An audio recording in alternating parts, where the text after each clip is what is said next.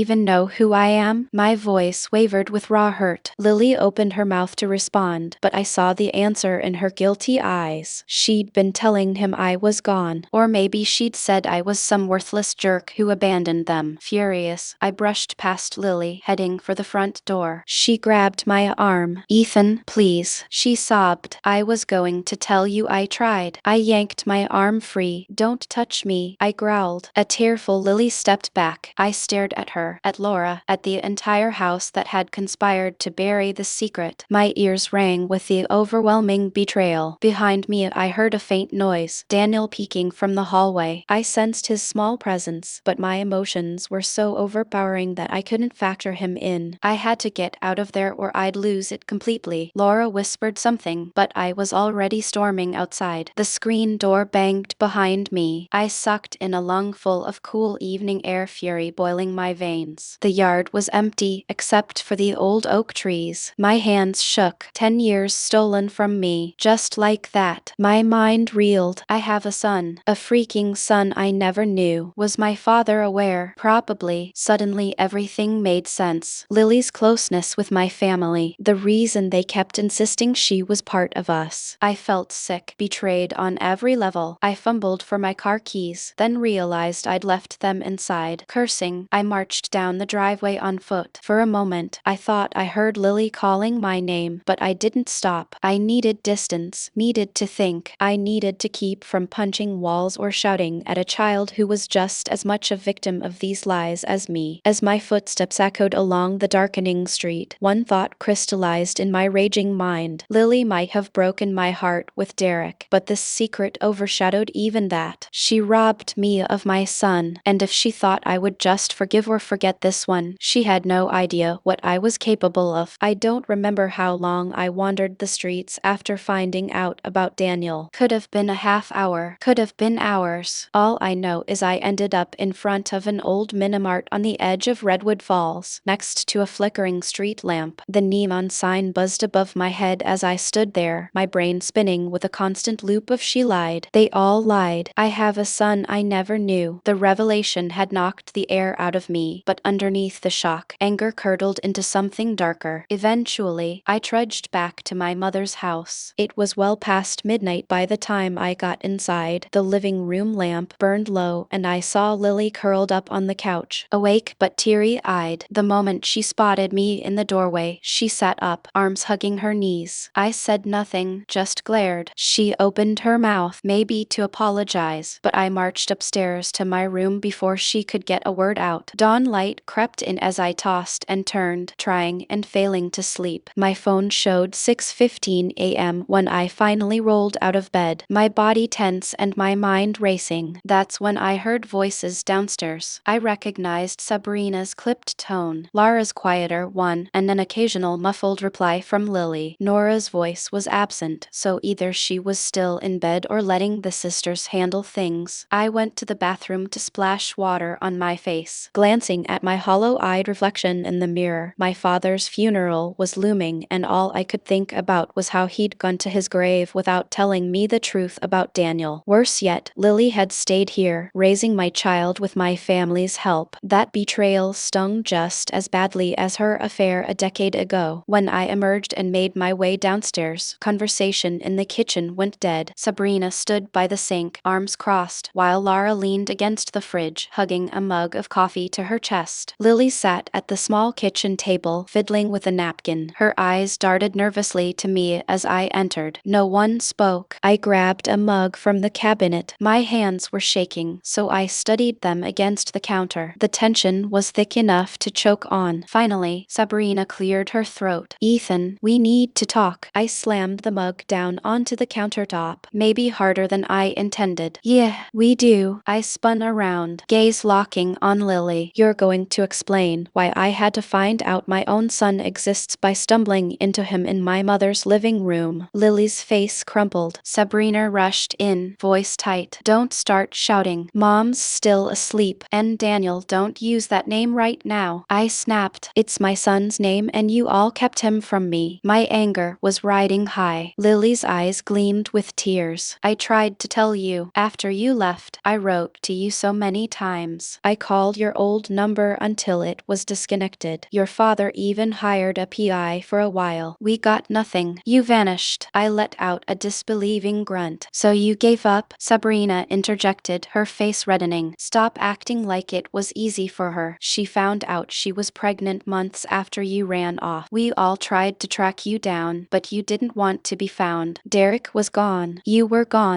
And Lily was a mess. The mention of Derek, my former best friend who slept with my wife, made my jaw clench. Great. Blame me for leaving after she cheated. That's original. Lara spoke up softly. Ethan, we're not saying you had no right to be mad back then, but Daniel's birth was something none of us expected. By the time Lily even realized she was pregnant, you'd left no forwarding address, no phone number, nothing. I remembered the searing betrayal of Lily's affair, the absolute fury that drove me out of Redwood Falls. For months, my sisters had tried to push me to forgive her. Then I recalled the swirl of shame and heartbreak as I cut off contact. I might have been unreachable, but the wound was still raw. Lily stood up, trembling. I'm sorry. Every day I regretted how it happened. But, Ethan, you were gone for 10 years. You never once reached out. All I had was your mother, your sisters. They became my only support. Support? I repeated bitterly.